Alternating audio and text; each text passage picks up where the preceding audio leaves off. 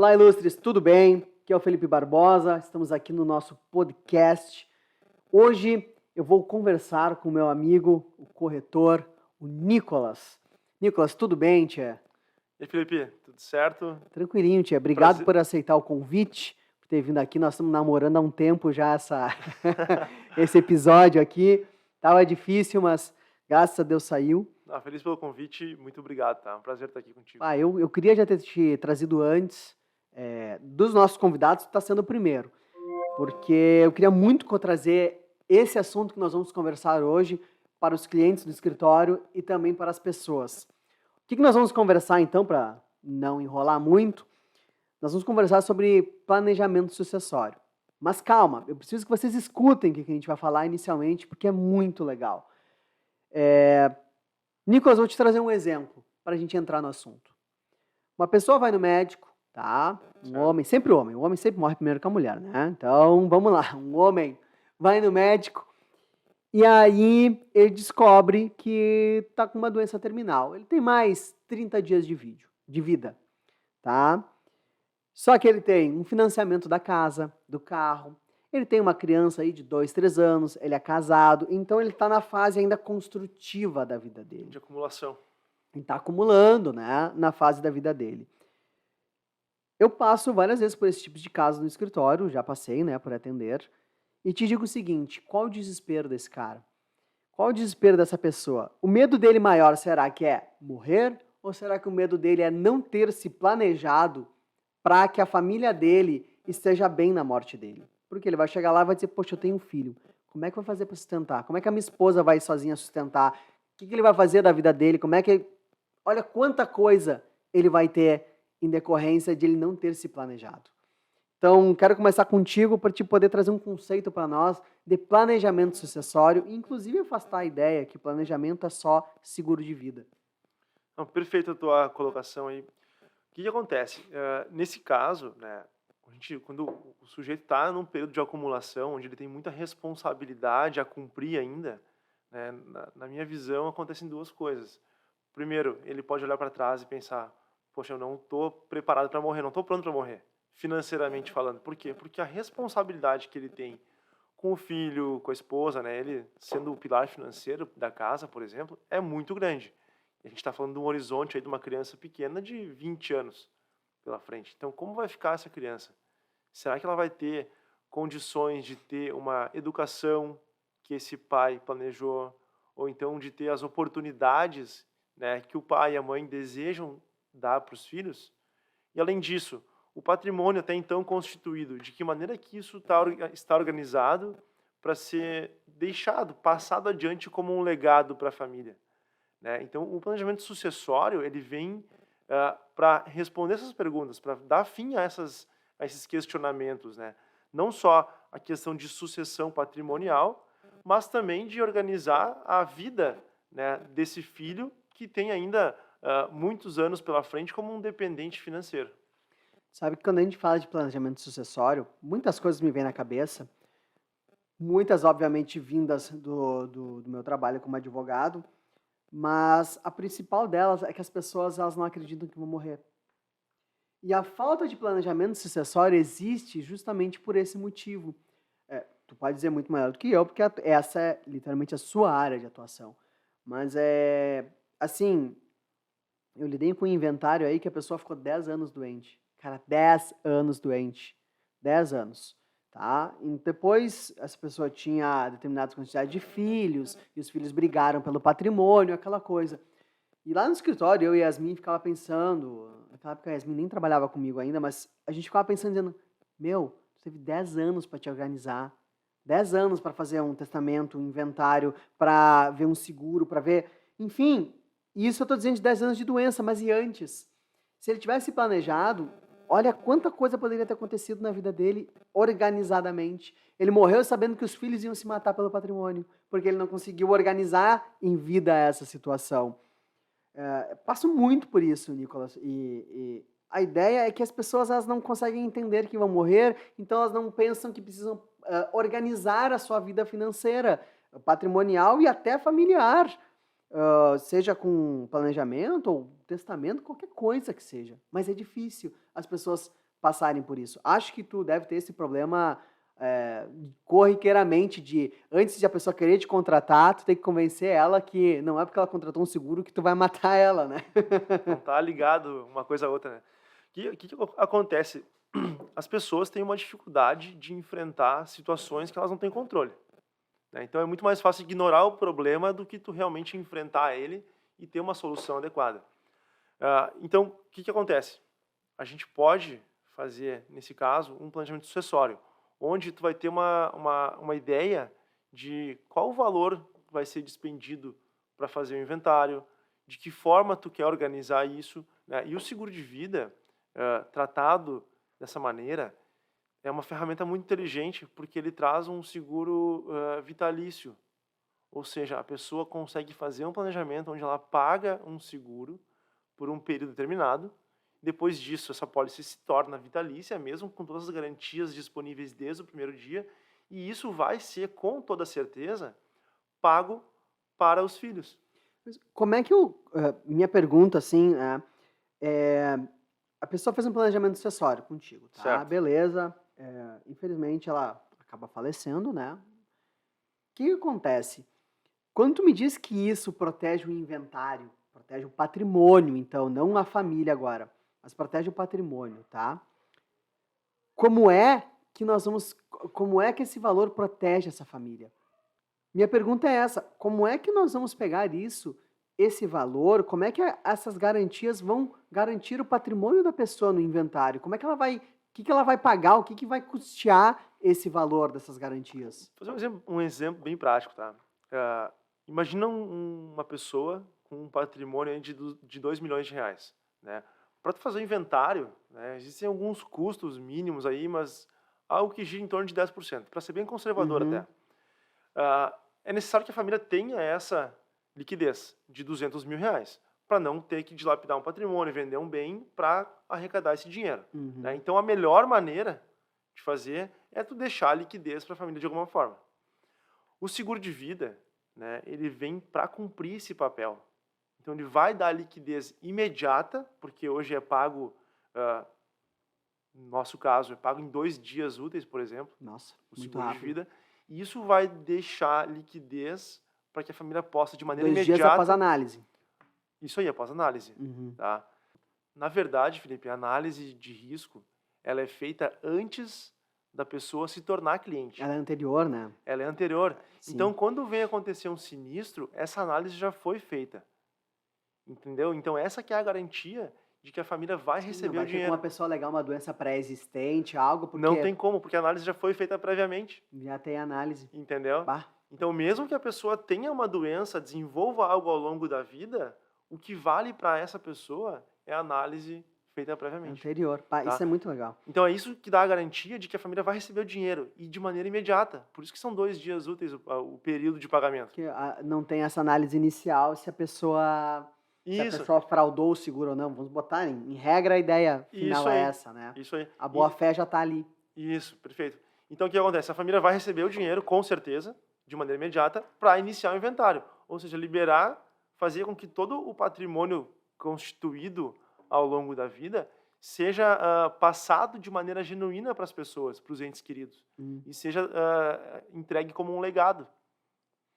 E aí vai automaticamente quitar os valores, porque tu vai ter essa liquidez, essa solvência para poder pagar as dívidas e as coisas. Então, não Isso é aí. que ele vai quitar as dívidas do inventário, mas indiretamente vai, porque o dinheiro vai vir, tu vai te utilizar para pagar as outras partes. Isso aí. Perfeito. Ou seja, é uma liquidez rápida, inclusive em 2 dias tu nem iniciou direito o teu luto ainda, né? Então é muito rápido isso. Isso aí. Legal. Eu já entendi por que planejar, para mim é visível, né?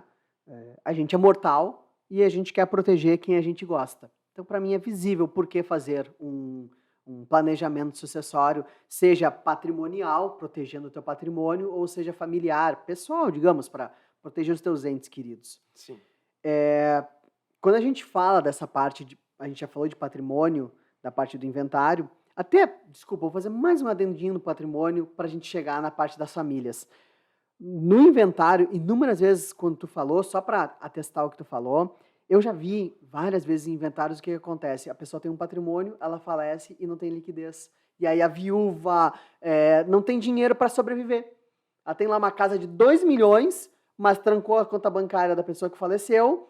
Ela tem um carro e 2 milhões no banco e ela não consegue sobreviver porque ela não tem dinheiro.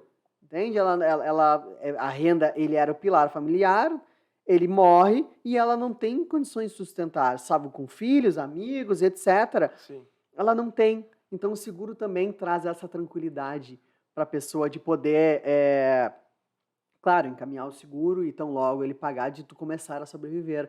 Porque o que acontece é que normalmente nós temos que dilapidar patrimônio no inventário. Eu vou pegar aquele carro que vale 50, eu vou vender por 30, mas eu vou tentar agilizar dentro do processo de inventário uma forma dela ter dinheiro de sobreviver. Isso aí. O seguro, né, esse dinheiro, nada vai cobrir a questão sentimental. Não Mas é tem, né? importante tu ter a oportunidade, tá, de passar pela situação, ao menos financeiramente, bem amparado, né? E essa liquidez é importante, esse dinheiro, ele é importante para que o dia a dia seja cumprido, né? Que as contas vão continuar vindo, continuar sendo Tu tem pagas. IPVA, tu tem IPTU, tu tem um supermercado, Isso. Aí enfim. tu imagina tu colocar para tua esposa ou pro cônjuge, pro marido, além de estar passando pela situação ruim, né, sentimental, tem que enfrentar um problema financeiro junto disso, Sim. né? Então, é impossível fugir disso, mas tu pode planejar e deixar isso, tornar esse momento um pouco mais tranquilo e organizado. E existe a pólice cruzada? Existe, muito importante essa pergunta. Foi uma das coisas. Eu tenho seguro com o Nicolas e foi uma das coisas mais importantes para mim é saber que eu ia proteger a minha família, mas eu também poderia cruzar a minha pólice. Isso, como funciona, né? O casal, né, assim como os sócios, eles têm uma sociedade ali, né, tem um contrato, onde Casamento é um contrato, né? isso aí. Literalmente. Então os dois são responsáveis, né, pela renda da casa, é muito comum isso, pela responsabilidade com os filhos, ela é dividida. Então, eh, se um dos pilares financeiros ele cai, né, automaticamente tu tem um desequilíbrio Uhum. nas contas da casa. E essa proteção cruzada, tanto protegendo o marido ou a esposa, ela serve para manter esse equilíbrio. Então, tu mantém as tuas contas, o teu padrão de vida, o teu planejamento financeiro. Se hoje tu é responsável por metade do valor da educação dos teus filhos, né, e a tua esposa é responsável pela outra metade, nada mais justo do que uma proteção para os dois, onde a tua parte dentro dessas responsabilidades vão ser cumpridas. E como é que tu faz esse cálculo? Para minha, para minha curiosidade, cada família, obviamente, tem o seu patamar financeiro, então não é um cálculo exato. Mas eu penso assim, ó, Nicolas, eu quero proteger. Eu fiz contigo. Disse, ó, Nicolas, tenho 2 filhos, uma esposa, 2 cachorros, uma casa, tal, tal, tal. Beleza. Eu quero que meus filhos estejam protegidos. Como é que tu trabalha essa ideia da proteção? Porque a minha ideia quando eu fiz seguro contigo era proteger a minha família ao máximo que eu puder, que a Uhum. minha filha tenha o mesmo estilo de vida que ela tem hoje, seja qual for, que ela mantenha, que ela tenha um colégio que ela tem, que ela possa ter o mesmo, eu quero que ela faça uma faculdade e tal. Então, eu passei esse planejamento para ti. E aí tu chegaste e me apresentaste o cálculo. E isso é muito pessoal, né? O seguro de vida ele tem que ter esse caráter de ser pessoal, de atender a tua necessidade, né? E cada um tem a sua. Então é muito bacana que dentro de um planejamento a gente pode organizar isso, onde tu tem as tuas vontades, né, as tuas responsabilidades que tu quer cumprir com os teus filhos, as oportunidades, a escola, a faculdade, a educação que tu quer dar para ele, o padrão de vida e é isso assim que a gente chega no número, né, de quanto proteger. De quanto, na verdade, o teu número vai ser de quanto a pessoa quer proteger o seu. Isso aí, Se ele quer proteger mínimo, enfim, se ele quiser proteger ao máximo. Tá, eu exatamente. tenho que te fazer uma pergunta engraçada. E quando chega aqueles clientes que gostam de pular de paraglider e aquelas coisas. E aí, como é? Se vira nos 30 daí? Não, aí depende muito do tipo de atividade, do risco que ele corre, e aí se enquadra em algum ajuste ou não. Então é muito de Eu cada tive que te perfil. perguntar, porque essa eu imagino. Mas é legal, o que que é legal saber isso, né? Porque a gente tem hoje clientes que são pilotos profissionais, né? Então, tem diversas atividades que têm algum grau de risco maior ou menor. Então, a Não, gente e é pode interessante. adequar também a proteção de acordo com cada atividade Ah, física, e que outra se faz. coisa, num papo informal que nós estávamos tendo esses dias, teve uma coisa que tu falou que eu achei fantástica, que era do Covid. Uhum. Ah, então, assim, nós temos essa proteção para período de morte, que tu falaste, né? Patrimonial e pessoal, familiar, né? Barra familiar. Mas eu achei muito interessante essa proteção para quando tu tá vivo. Cara, tu tá vivo e tu teve um problema. Vamos pegar esse mesmo exemplo do cara que eu te falei do câncer, tá? Digamos que esse câncer não seria terminal, seria um tratamento que o cara vai fazer, mas ele não vai poder trabalhar. Câncer é uma doença grave e tal, ele não vai poder. É, a cobertura, ela vai acabar ajudando ele, né? E aí tu me falaste do Covid. Essa do Covid eu vou te pedir para te nos comentar, porque eu achei fantástica essa iniciativa. Existem proteções que são em vida, né? Não só para caso de morte, mas o exemplo que eu falei antes com doença grave, que é isso que tu falou do câncer, né? Então, o cliente, né, o segurado, diagnosticado com alguma doença grave, com câncer nesse caso, ele recebe um benefício pré-estabelecido em vida. Além disso, ele vai ficar protegido com a sua pólice, né, de maneira total, mas vai receber um benefício em vida, que é o valor, o dinheiro que ele vai poder tranquilamente se afastar do trabalho, por exemplo, se for o caso, e buscar um tratamento, né? Focar no que é importante nesse momento, que é a vida dele. E aí vai pagar despesas hospitalares, médicas. Vai pegar o dinheiro e vai destinar para o que ele quiser, né? Buscar um tratamento específico, um médico particular, um tratamento que E, tenha mais e- resultado. e é E isso que aí, é o legal, Nicolas. Tu consegue cobrir. Olha só, o seguro hoje não é só vida. Cara, tu consegue cobrir a tua vida, tu consegue cobrir a tua família, tu consegue cobrir o teu patrimônio, tu consegue cobrir a tua morte, tu consegue cobrir o teu estado atual de saúde. tu consegue ter várias ferramentas que protegem o teu planejamento financeiro. Ou seja, se acontecer alguma coisa contigo em vida ao longo do caminho, tu vai ter uma proteção que Muito vai te legal isso. auxiliar nisso. Boa pergunta sobre o Covid, tá? As pandemias, elas são riscos excluídos do seguro de vida. Hum, Porém, a Prudential, ela foi a primeira seguradora de vida a se colocar a favor do pagamento de benefício para seus clientes decorrentes de Covid, tá? Então, diversas situações, né, como internação hospitalar ou alguma doença mais grave decorrente de Covid. hum. Isso aí tudo foi pago pela Prudential aqui no Brasil, Isso é muito, mesmo sem ter a isso é muito necessidade, a legal e muito obrigatoriedade. interessante. E para encerrar, eu tenho que te fazer uma pergunta, né? É, valores. Eu sei que tu vai me dizer, bah, Felipe, aí tu quer me matar. Não, mas olha só. A gente escuta isso e pensa assim, ó, pega um plano de saúde hoje. Pega uma, não vamos dizer uma aí, mas é a mais conhecida aqui do Vale, né? Pega um plano de saúde, dependendo de 3, 4 pessoas que tu estiver cobrindo, tu vai estar pagando 800, 900, mil e poucos reais por mês. Eu tenho um plano para nós quatro, eu sei que não é barato um plano de saúde, né? Mas tudo bem. Mas nesse caso, quando eu estou falando de planejamento sucessório, qual o preço? Tem uma ideia mínima? Eu, por exemplo, posso falar. Eu pago Uhum. R$ 400, um pouquinho menos de R$ 400 para proteger eu, minha filha e minha esposa. Então, e isso que eu tenho um planejamento que tu fizeste, maravilhoso, né? Tem planejamentos mais baratos do que esse ainda? Haveria uma possibilidade de existir mais baratos do que isso? Sim, a resposta sim, existe, né? E todo planejamento depende de cada situação. O que que tu quer proteger, quanto tu quer proteger, depende do perfil do cliente, né? Homem, mulher, a idade. Então, hoje a proteção, o seguro de vida, ele se encaixa em diversos perfis, né? Tanto, por exemplo, valores um pouco menores, sim, é possível, tem, Uhum. né? Até valores muito maiores.